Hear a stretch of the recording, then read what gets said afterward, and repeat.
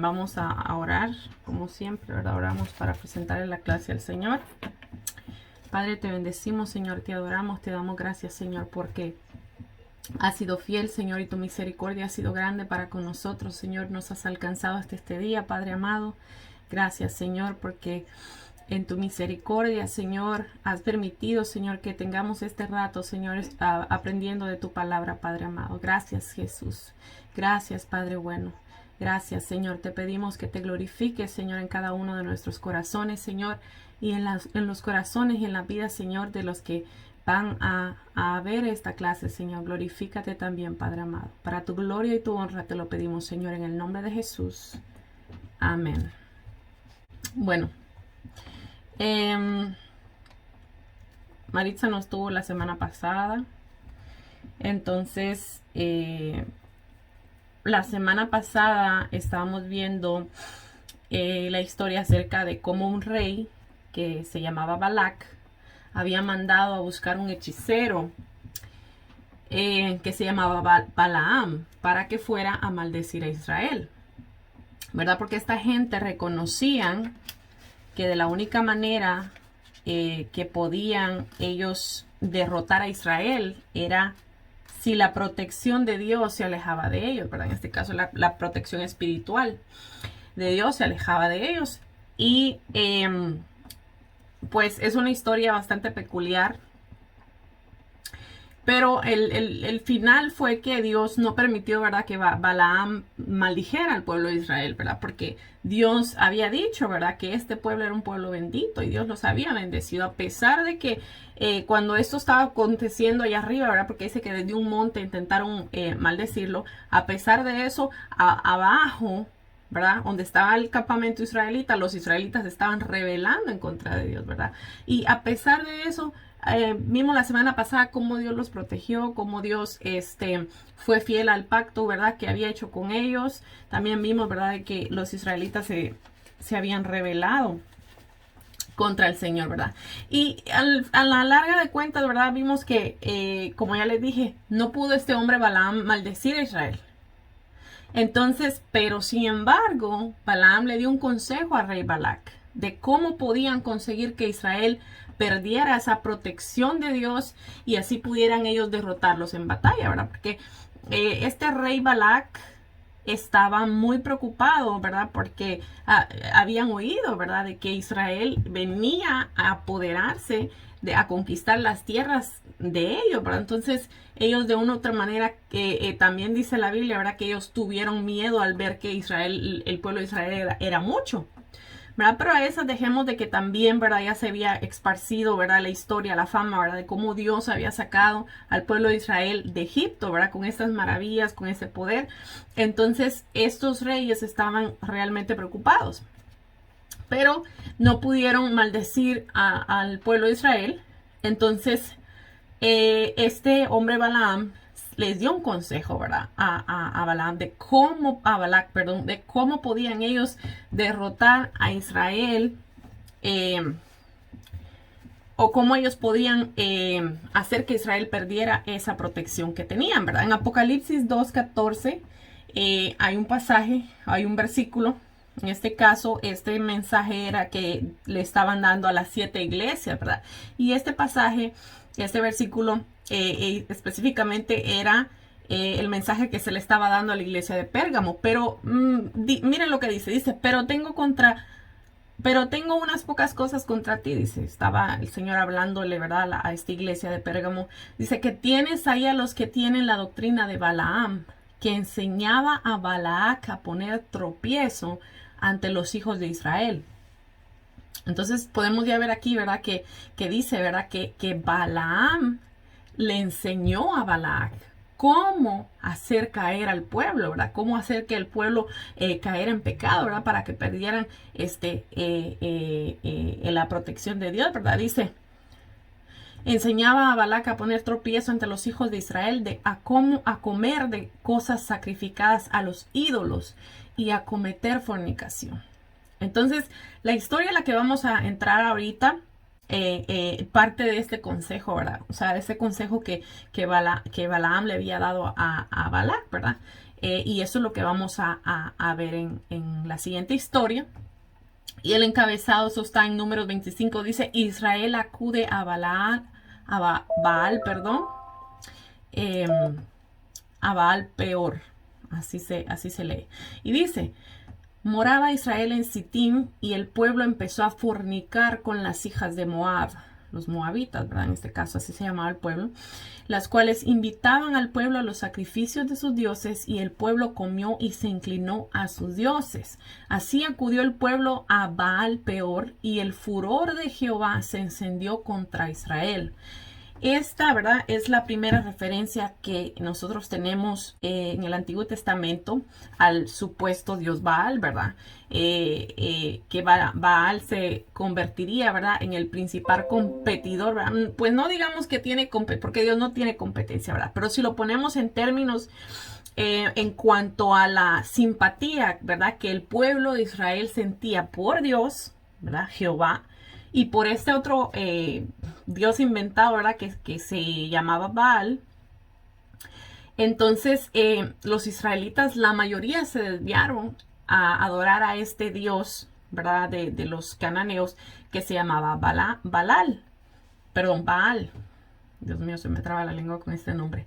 Bueno, entonces finalmente, ¿verdad?, el consejo que le había dado Balaam a Balac para que destruyeran Israel había dado resultado, ¿verdad? Ahora los israelitas estaban fornicando con las cananitas, ¿verdad? Perdón, con las moabitas. Entonces, estas mujeres desviaron al pueblo para que participaran en los sacrificios a los dioses falsos y para que también, ¿verdad?, fornicaran con ellas, ¿verdad? Entonces, vemos que ese consejo realmente les resultó, pero también vemos, ¿verdad?, que el furor, dice, de Jehová se fue contra ellos, dice. Y dice, y Jehová dijo a Moisés, toma a todos los príncipes del pueblo y ahórcalos ante Jehová delante del sol, y el ardor de la ira de Jehová se apartará de Israel. Vemos que fue un castigo sumamente severo.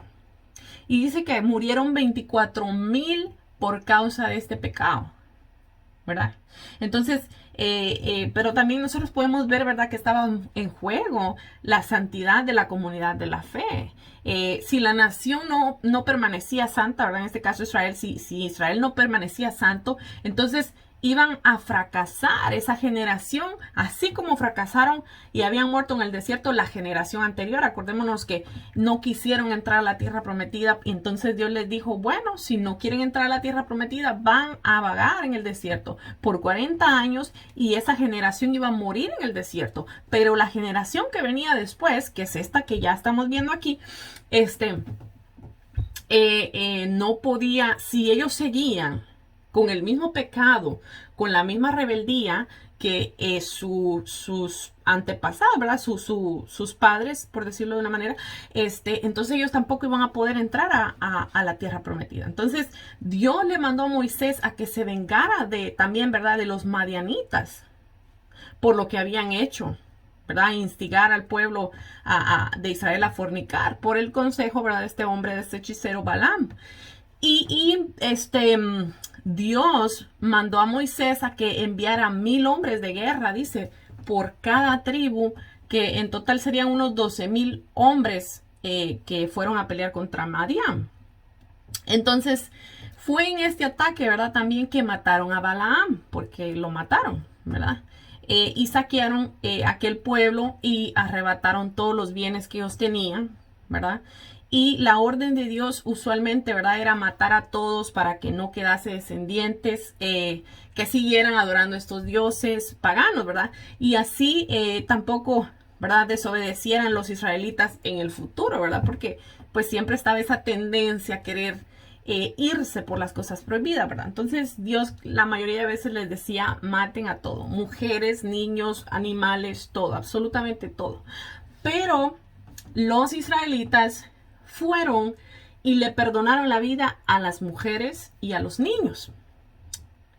Y entonces, y cuando llegaban, ¿verdad?, al campamento, y Moisés dice que los vio, se enfureció mucho, ¿verdad? Porque les recordó que esas mismas mujeres fueron las que habían hecho que el pueblo cayera en pecado, ¿verdad? Entonces, al final, ¿verdad? Para resumir la historia, terminaron matando a todas las mujeres que ya habían tenido hijos y a los niños varones. Y dejaron solo vivas a las mujeres que eran vírgenes y que estaban entre las mujeres que eran vírgenes, ¿verdad? Entre este caso también habían niñas pequeñas, ¿verdad? Entonces dice que eran más o menos 32,000 mujeres y niñas. Entonces, este grupo de mujeres permaneció ahí. Israel se siguió desviando, ¿verdad? Entonces, realmente fue una tragedia devastadora porque la acción de, no solo de un rey, de un pueblo, sino que también la acción de los israelitas hizo que mucha gente pereciera. Entonces, así mismo pasa con nosotros, ¿verdad? Muchas veces nuestras acciones, lamentablemente, llevan a otros a pecar. Y es difícil muchas veces uno en su angustia, ¿verdad? En su enojo, tal vez controlar las emociones. Pero tenemos que ser conscientes también, ¿verdad? De que en algún punto a alguien le va a afectar. Entonces es algo que nosotros tenemos que considerar, ¿verdad? Entonces vamos a pasar al siguiente, a la siguiente página, números 27. Jehová le muestra la tierra prometida a Moisés. Acordemos que Moisés no pudo entrar, ¿verdad?, a la tierra prometida. Entonces Dios se la mostró a Moisés, por lo menos, aunque sea, ¿verdad?, de lejos, ¿verdad? Entonces dice números 27, vamos a ver el versículo 12 al 31. Dice, Jehová dijo a Moisés, sube a este monte Abarim y verás la tierra que he dado a los hijos de Israel. Y después que la hayas visto, tú también serás reunido a tu pueblo como fue reunido tu hermano Aarón. Cuando dice reunido a tu pueblo se refiere, ¿verdad?, a que lo iban a sepultar adecuadamente. O sea, la frase expresa que Moisés se iba a reunir con sus familiares en el lugar donde iban los muertos, ¿verdad?, que morían con la salvación provista por Dios, ¿verdad? Porque acordemos, no todos morían siendo salvos, ¿verdad? Y eso mismo pasa hoy en día, ¿verdad? La palabra específicamente dice, ¿verdad?, que todos los que no acepten a Jesucristo y les sirvan como su Señor y Salvador, lamentablemente van a perecer en una condenación eterna, ¿verdad? Y los que reciban a Jesús como su único y exclusivo Salvador y entreguen su vida, ¿verdad?, en servicio a Él, ¿verdad? Dice la palabra, estos van a heredar la vida eterna, ¿verdad? Entonces, siguiendo, la costumbre era, ¿verdad?, que se enterrara a la persona donde estaba enterrada su familia.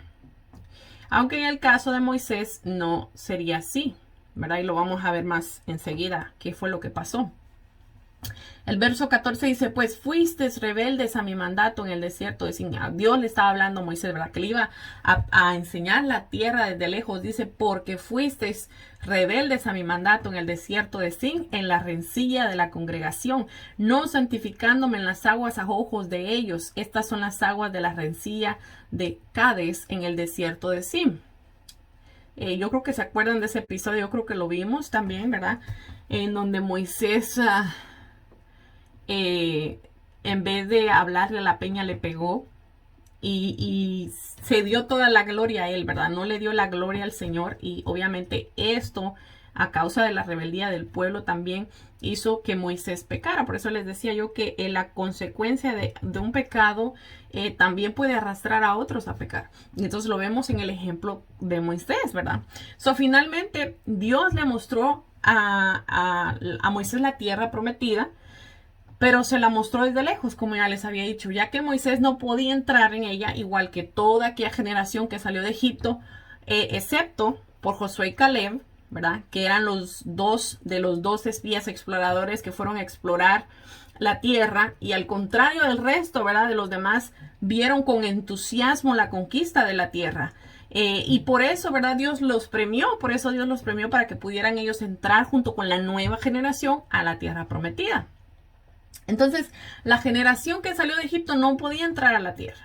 debido a su mal comportamiento en el desierto. Muchas veces murmuraron contra Dios y contra Moisés, y la mayoría de las veces renegaron, ¿verdad?, de haber sido sacados de Egipto, y muchos de ellos añoraban regresar a Egipto, donde Dios los había sacado. Entonces, por su parte, ¿verdad?, Moisés, como ya les había dicho, no entraría, ¿verdad?, porque había desobedecido a Dios al protestar el pueblo porque no tenían agua, ¿verdad? Dios le dijo a Moisés que le hablara a la peña, y esto él lo que hizo fue pegarle, diciéndoles a los israelitas, les dijo: oíd ahora, rebeldes, os hemos de hacer salir aguas de la peña, ¿verdad? Entonces Moisés no glorificó a Dios, sino que insinuó, ¿verdad?, que él era y su hermano Aarón de quienes provenía el poder para poder hacer aquella peña que diera agua, ¿verdad? Y no de Dios, ¿verdad? Entonces esta desobediencia le costó a Moisés el no poder entrar a la tierra prometida, ¿verdad? Entonces, eso quería decir, ¿verdad?, que obviamente Dios tenía que encontrar a un líder para que pudiera dirigir al pueblo, ¿verdad? Ya, dado que Moisés tampoco podía entrar, y tenía que haber otra persona que liderara la batalla, ¿verdad?, que liderara el pueblo para poder llevarlo a conquistar la tierra, ¿verdad? En este caso, uno de los 2 espías, en este caso Josué, fue designado como sucesor de Moisés.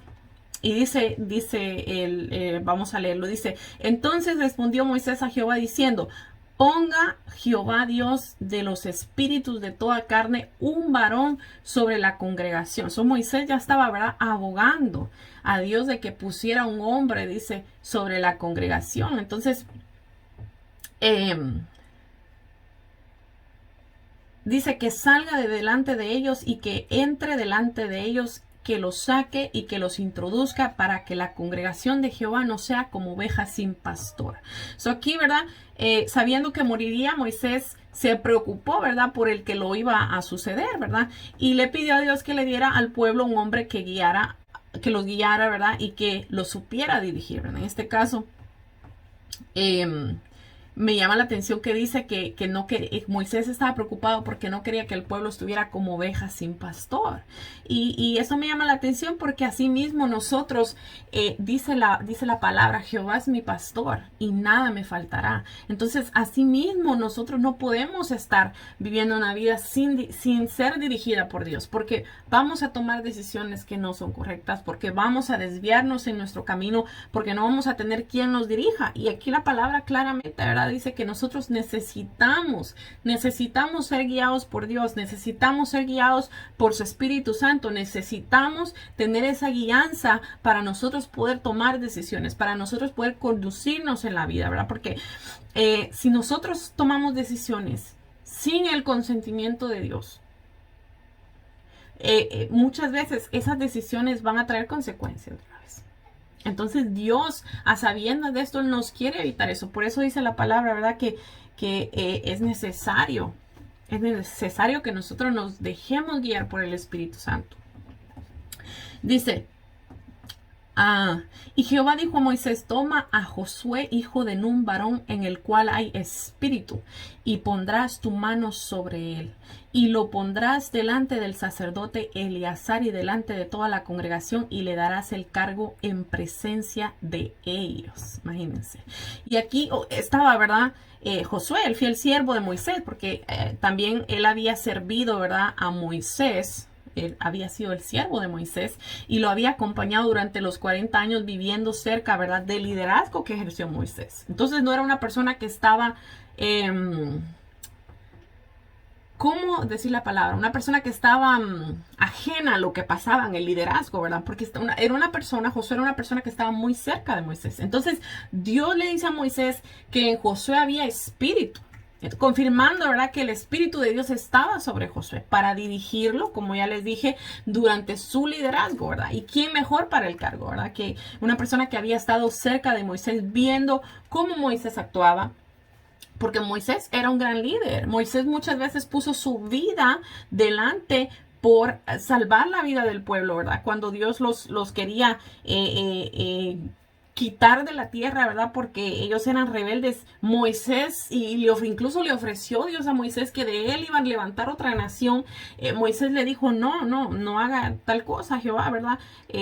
Porque los egipcios van a oír y van a decir, ay, Jehová sacó al pueblo solo para matarlo en el desierto, ¿verdad? Entonces, porque no los pudo controlar. Entonces, Moisés era un líder que estaba constantemente viendo por el pueblo, un líder que estaba constantemente preocupado por la reputación de su Dios. Entonces, eso es algo que dentro de la iglesia, ¿verdad? Nosotros tenemos que tener conciencia, ¿verdad? De que siempre nosotros, ya sea si tenemos un cargo de liderazgo o no lo tenemos, donde quiera que nosotros vayamos, nosotros tenemos que tener en mente siempre que nosotros tenemos que poner primero a las demás personas, y tenemos que también tener en mente de que la reputación de nuestro Dios, el testimonio de Dios en nuestras vidas tiene que estar presente todo el tiempo. Tenemos que nosotros cuidarnos para poder dar un buen testimonio de Dios.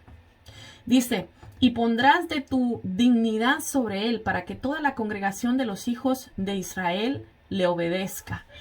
Y él se pondrá delante de los sacerdotes Eleazar y le consultará por el juicio de Urim delante de Jehová. Por el dicho de él saldrán y por el dicho de él entrarán, él y todos los hijos de Israel con él y toda la congregación.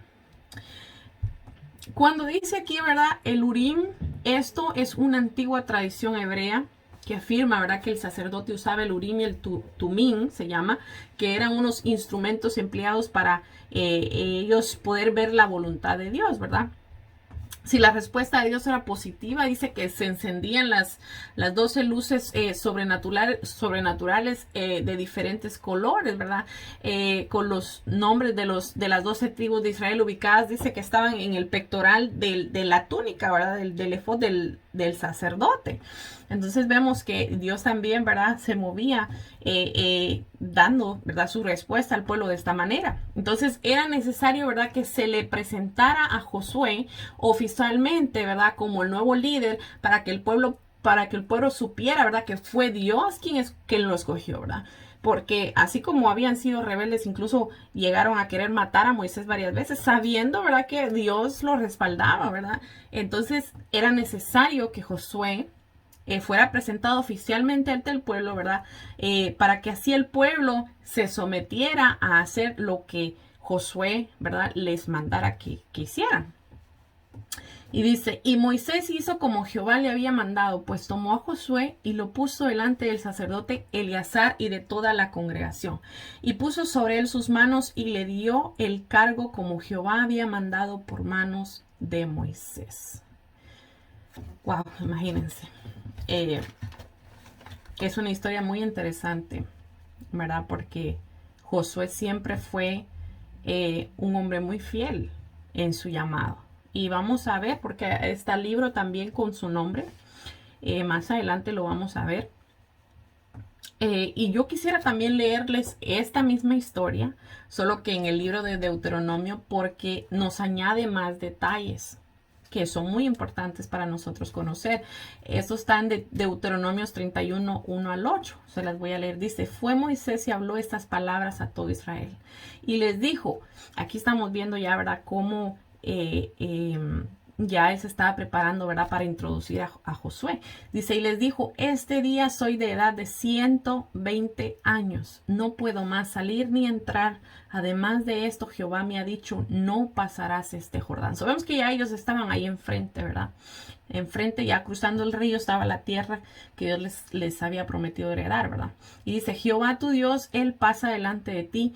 Él destruirá a estas naciones de delante de ti y las heredarás. Josué será el que te pasará delante de ti como Jehová ha dicho.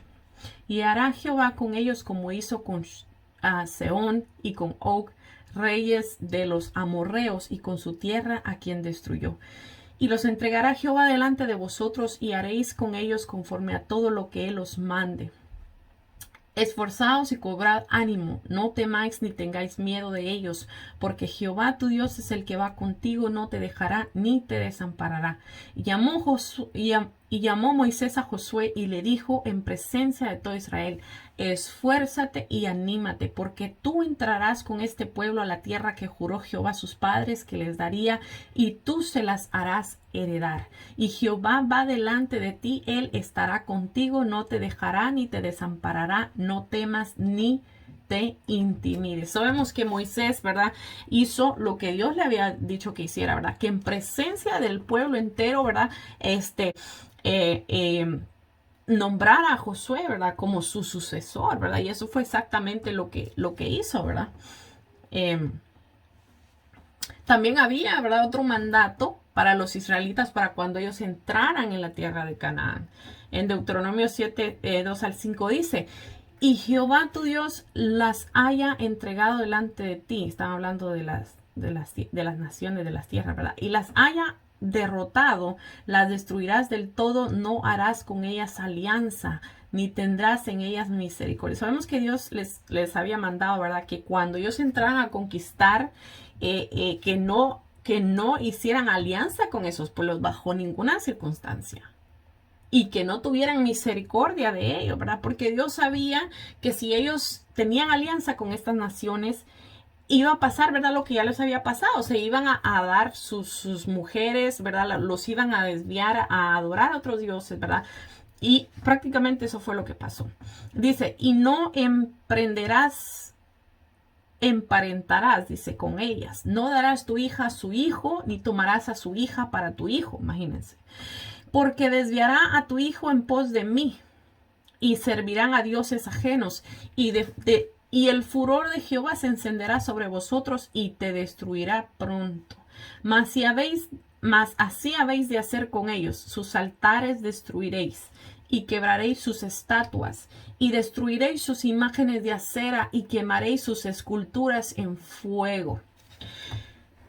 Como les decía, ¿verdad?, los matrimonios mixtos en Israel, entre Israel, ¿verdad?, y las naciones, estaban prohibidos por Dios para impedir que Israel se desviara a servir a dioses ajenos, ¿verdad? Incluso, ¿verdad?, les dijo que tienen que quemar sus altares, que tienen que quemar sus imágenes de acera, que tienen que quemar sus esculturas, sus estatuas. Todo eso Dios los mandó a que los derribaran, ¿verdad? Y verdad, referente a lo que estamos hablando, verdad, que los israelitas no se podían mezclar con otros pueblos, verdad. Pablo incluso hace hincapié en esto, diciendo, verdad, dice: no nos unáis con el yugo desigual con los incrédulos. Y también agregó, dice, ¿qué acuerdo tiene Cristo con Belial o el santuario de Dios con los ídolos? ¿Qué quiere decir esto? Que si un creyente cristiano, ¿verdad?, conocedor de la palabra, se casa con una mujer, ¿verdad?, en este caso, o puede ser al revés, ¿verdad?, puede ser que una mujer cristiana se case con un hombre que es un incrédulo, ¿verdad?, alguien que no conoce al Señor y que no tiene ningún interés, ¿verdad?, por servirle al Señor. Esta persona está corriendo peligro de ser desviada de los caminos del Señor, ¿verdad? Entonces, por eso es que dentro del pueblo cristiano, una de las reglas más importantes a seguir es que si tú eres un joven, una joven, solteros, tienen que buscar la aprobación de Dios para poder casarse, primeramente, ¿verdad? Y tiene que ser una pareja que sea cristiana también, ¿verdad? ¿Por qué? Porque lo manda la Biblia aquí, porque dice, ¿verdad?, ¿qué acuerdo puede tener Cristo con Belial o el santuario de Dios con los ídolos? ¿Por qué? Porque cuando nosotros somos cristianos, tenemos al Espíritu Santo de Dios, Él vive dentro de nosotros. Y en el momento que nosotros nos intimamos con otra persona, con una persona, ¿verdad?, en este caso con nuestro esposo, ¿verdad?, o con los muchachos con sus esposas, ¿verdad? Entonces, ellos, dice la Biblia, que vienen a ser una sola carne. Entonces, ya ahí está, se está mezclando, ¿verdad?, Dios con, ¿verdad?, los ídolos que esta otra persona le sirve, ¿verdad? Entonces, no podemos nosotros hacer este tipo de alianza, ¿verdad? Esto era una advertencia para Israel, pero también lo dejó ¿verdad? Nuestro Señor en el Nuevo Testamento como advertencia para nosotros como creyentes. Déjenme decirles que sí, yo he conocido, y mi caso fue uno de ellos, ¿verdad? ¿Verdad? Que en cuanto muchas veces yo he visto también, ¿verdad? Que se casa un muchacho con una muchacha que no es cristiana y la muchacha, ¿verdad? Termina aceptando al Señor, ¿verdad? Y viene a los caminos del Señor y están los dos perseverando, pero y son cosas que Dios hace, ¿verdad? Cosas que Dios hace, pero nosotros no podemos de ninguna manera, eh, tirarnos a la aventura, como dice, ¿verdad? Y pensar que esto va a suceder en todos los casos, porque sí, también se han visto casos, ¿verdad? De que la pareja que no es cristiana ha desviado totalmente a la persona que está perseverando, ¿verdad? Entonces, es algo que siempre se tiene que considerar. Eh, Dice, vamos a entrar a otro encabezado, siguiendo siempre la misma línea, dice amonestaciones contra las costumbres paganas. Esto está en Deuteronomio 18, 9 al 14. Yo creo que ya se habrán dado cuenta cómo Dios hace hincapié en estas cosas. No es solo un versículo, no es solo un pasaje. La Biblia entera Dios advierte de cómo, ¿verdad? No, en este caso era Israel, ¿verdad? Pero lo mismo aplica para nosotros. Nosotros no podemos irnos tras estas costumbres paganas. No podemos nosotros servirle a los ídolos y pretender querer servirle a Dios. Dios lo condena tajantemente y lo hemos visto, lo hemos estudiado, lo vamos a seguir viendo porque lo aparece en toda la Biblia. ¿Verdad? Dice Deuteronomio 18, 9 al 14, dice, cuando entréis, dice, en la tierra, ¿verdad? Siguiendo lo que estábamos hablando, que Jehová tu Dios te da, no aprenderás a hacer según sus abominaciones de aquellas naciones. No sea hallado en ti quien haga pasar a su hijo o a su hija por fuego, ni quien practique adivinación, ni agorero, ni sortilegio, ni hechicero, ni encantador, ni adivino, ni mago, ni quien consulte a los muertos. Imagínense. Dice que en la antigüedad, como ya habíamos visto, ¿verdad? Las diferentes religiones paganas sacrificaban incluso a sus hijos a los dioses, inventados por ellos, obviamente. Entonces Dios le sigue dando advertencia al pueblo, ¿verdad? Que ellos no se pueden mezclar con este tipo de ritos paganos. Dice, no se le puede consultar a los muertos ni ningún tipo de magia que se pueda poder hacer. Dice, porque es abominación para con Jehová cualquiera que hace estas cosas. Y por estas abominaciones Jehová tu Dios echa estas naciones de delante de ti. Perfecto serás delante de Jehová tu Dios, porque estas naciones que vas a heredar a agoreros y a adivinos oyen. Mas a ti no te ha permitido esto Jehová tu Dios. Al leer estos pasajes, ¿verdad? En la Biblia nos queda claro, ¿verdad? Que Dios está en contra de cualquier cosa que lleve a la adoración a los muertos o espíritus, a la adivinación. No importa si es magia blanca o negra, es la misma cosa, ¿verdad? Porque a veces dicen, no, pero es que esta es magia blanca, esta es la que ayuda a la gente. Es solo un disfraz de Satanás para que la gente caiga en esto, sabiendo Satanás de que si la gente hace esto, está en contra de Dios, ¿verdad? También hay religiones que le rezan a los muertos. Incluso en México, ¿verdad? Está el día en que adoran a la Santa Muerte, yo creo que todo el mundo lo sabe. Y esta tradición se ha mantenido en la religión popular, ¿verdad? También Dios nos deja claro que Dios hace la separación, ¿verdad? Entre su pueblo, que le sirve a él, y los pueblos paganos que le sirven a otros dioses. Entonces, definitivamente, nosotros no podemos rezarle a los muertos. Es algo que Dios está, y lo acabamos de ver aquí, Dios está en contra de esto. Incluso el mentado Día de los Santos, que la gente va y deja sus flores. Ir a dejar flores no hay nada malo. Yo no me voy a entrar en ese tema, pero el hecho de estar rezándole a los muertos es algo condenado por Dios y lo acabamos de leer. Así es que es algo que nosotros debemos de considerar la siguiente vez, ¿verdad? Que nosotros vayamos a hacer algo, vayamos a participar en algún tipo de estas cosas, porque ya con el conocimiento que el Señor nos está dando, nosotros no podemos seguir practicando las mismas cosas que antes practicábamos en nuestra ignorancia, ¿verdad?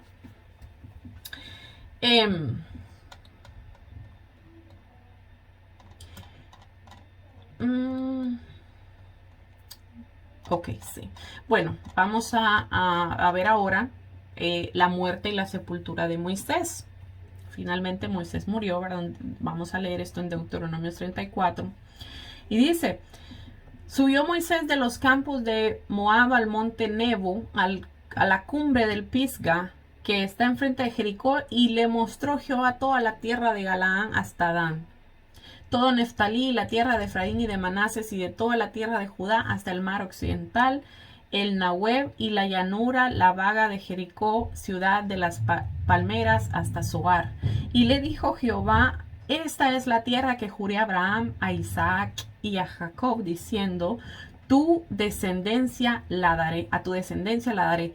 Te he permitido verla con tus ojos, mas no pasarás allá. Wow. Qué terrible, ¿verdad?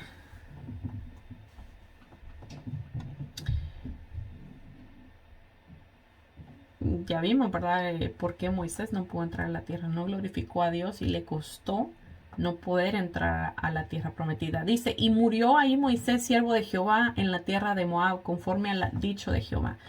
Y lo entregó y lo enterró. Wow. Y lo enterró en la tierra de Moab, enfrente de Bet Peor, y ninguno conoce el lugar de su sepultura hasta hoy. Fíjense que el mismo Dios enterró a Moisés.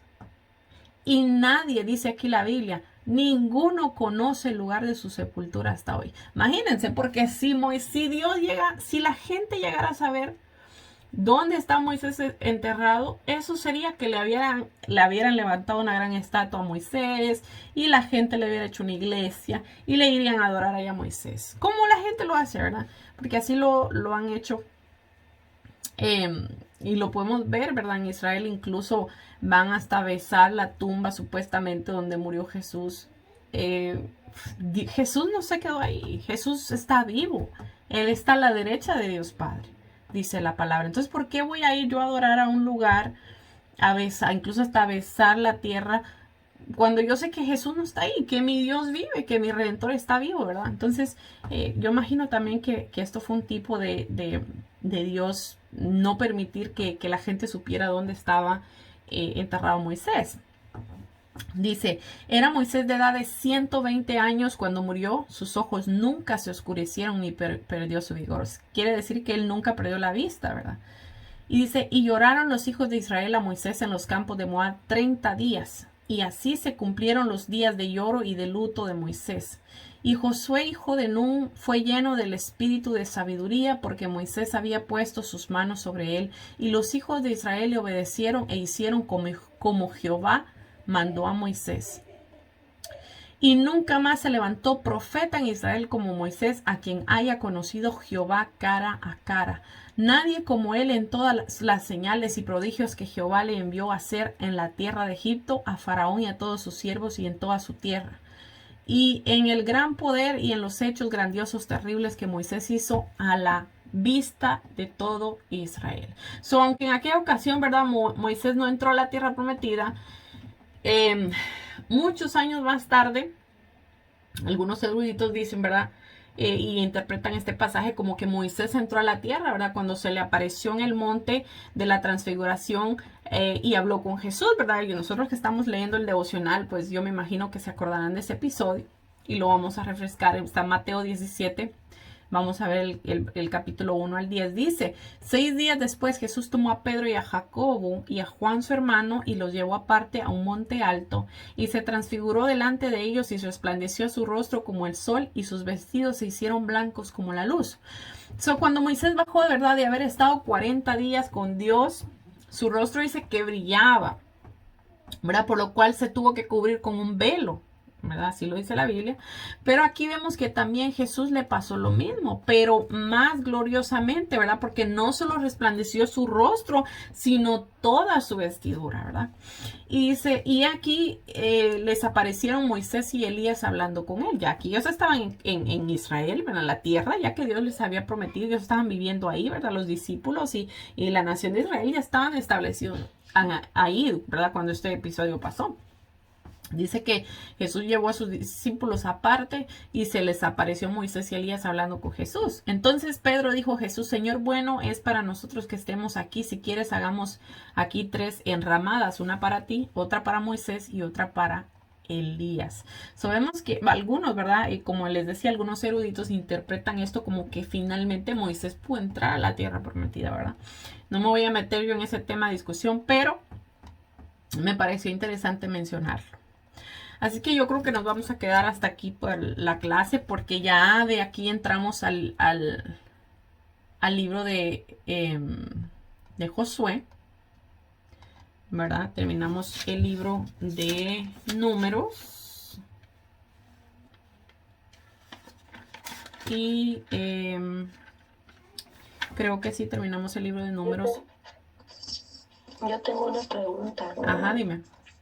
Es que yo he visto donde leen, he visto que dice, le preguntan a Jesús, le dicen, tú eres el Elías, pero ¿por qué? ¿A quién se refieren? ¿O por qué le llaman Elías? Elías fue un profeta. Y la historia de Elías la vamos a tocar también, solo que para llegar ahí nos falta todavía, nos falta. Pero Elías, ¿por qué la Biblia dice que le pregunta que si él es Elías? Bueno, porque Elías fue un profeta que Dios dice que Elías no murió, Dios lo levantó.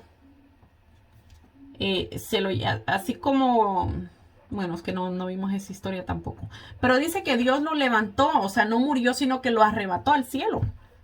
Elías fue quien hizo descender fuego del cielo, ¿verdad? Que le oró a Dios y le dijo al Señor que mandara fuego. Dice que cuando este profeta decía que mañana no llueva, no llovía, ¿verdad? Y eso lo dice la Biblia.